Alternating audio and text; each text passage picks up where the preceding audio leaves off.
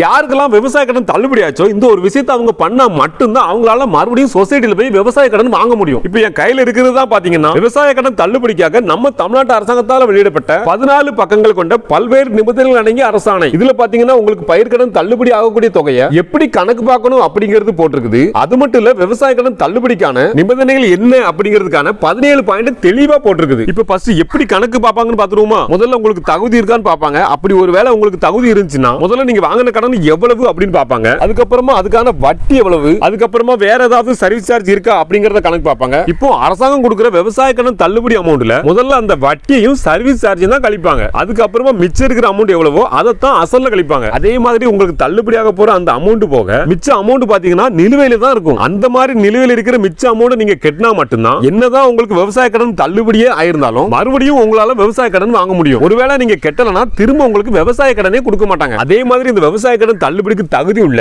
எத்தனை விவசாய கடன் உங்க பேர்ல வச்சிருந்தாலும் சரி உங்களுக்கு ஏதாவது ஒரு விவசாய கடன் மட்டும் தான் தள்ளுபடி ஆகும். எல்லா கடனும் தள்ளுபடி ஆயிரும் அப்படின்னு நினைச்சிடாதீங்க. அதே மாதிரி ஒரு குடும்பத்தில் இருக்கிற ஏதாவது ஒரு ஆளோட விவசாய கடன் மட்டும் தான் தள்ளுபடி பண்ணுவாங்க. குடும்பம் அப்படிங்கிறது எதை வச்சு கணக்கு பண்ணுவாங்கன்னா ஒரு ரேஷன் கார்டுல இருக்கிற நபர்களை ஒரு குடும்பம்னு கணக்கு பண்ணுவாங்க. அதே மாதிரி உதாரணத்துக்கு ஒருத்தர் 7 ஏக்கர் விவசாய இடம் வச்சிருக்காரு. அதுல 4 ஏக்கரை வாய்மொழியாவோ அல்லது எழுத்துப்பூர்வமாவோ ஒருத்தருக்கு குத்தகைக்கு கொடுத்துட்டு மிச்சம் இருக்கிற 3 ஏக்கர்ல அவர் விவசாயம் பண்றதுக்காக விவசாய கடனை வாங்கிருந்தாரு. அதே மாதிரி குத்தகைக்கு எடுத்தவரும் அந்த 4 ஏக்கருக்கு விவசாய கடனை வாங்கிருந்தாரு. இப்போ இந்த ரெண்டு பேர்ல பாத்தீங்கன்னா குத்தகைக்கு எடுத்தவரோட விவசாய கடன் மட்டும் தான் தள்ளுபடி ஆகுமே தவிர குத்தகைக்கு கொடுத்தவரோட விவசாய கடன் தள்ளுபடி ஆகாது. ஏன்னா குத்தகைக்கு கொடுத்தவருக்கு பாத்தீங்கன்னா பெரு விவசாய கணக்குல போயிருந்தாரு. ஏன்னா அவருக்கு 5 ஏக்கருக்கு மேல இடம் இருக்குது. அதே மாதிரி அரசாங்கத்துல வேலை பாக்குறவங்களுக்கோ இல்ல அரசாங்கத்துல இருந்து பென்ஷன் வாங்குறவங்களுக்கோ இந்த விவசாய கடன் தள்ளுபடிக்கு தகுதி கிடையாது. அதே மாதிரி சொசைட்டில வேலை பாக்குறவங்களோட குடும்பத்தில் உள்ளவங்க விவசாய கடன் வாங்கியிருந்தா அவங்களுக்கும் தள்ளுபடி பண்ண மாட்டாங்க. இந்த மாதிரி இந்த விவசாய கடன் தள்ளுபடி பத்தின எல்லா விவரமும் பாத்தீங்கன்னா இந்த ஜீவோல இருக்குது. இந்த ஜீவோ உங்களுக்கு தேவைப்படுச்சுன்னா கமெண்ட்ல கேளுங்க, கண்டிப்பா உங்களுக்கு அனுப்பி வைக்கிறோம். விவசாய கடனை வாங்கினவங்க எல்லாருமே ஏன் இந்த ஜீவோ படிக்கிறது ரொம்பவே முக்கியம்னா பொதுவா ஊருக்குள்ள பாத்தீங்கன்னா ஒரு பேச்சு இருக்குது. அது என்னன்னா சொசைட்டில வேலை பாக்குறவங்க அவங்களுக்கு நல்லா தெரிஞ்சவங்களுக்கு மட்டும்தான் சலுகைகளை பண்ணுவாங்க. மத்தவங்கள ஏதாவது ஒரு காரணத்தை சொல்லி சமாளிச்சு விட்டுருவாங்கன்னு ஊருக்குள்ள சொல்லுவாங்க. ஆனா இந்த அரசாணையில் இருக்கிற தகவல்கள் எல்லாத்தையும் முழுசா தெரிஞ்சுக்கிட்டு போய் பேசுனீங்கன்னா உங்களை யாராலையும் ஏமாத்தவும் முடியாது. அதே நேரத்தில் உண்மை என்ன அப்படிங்கறதையுமே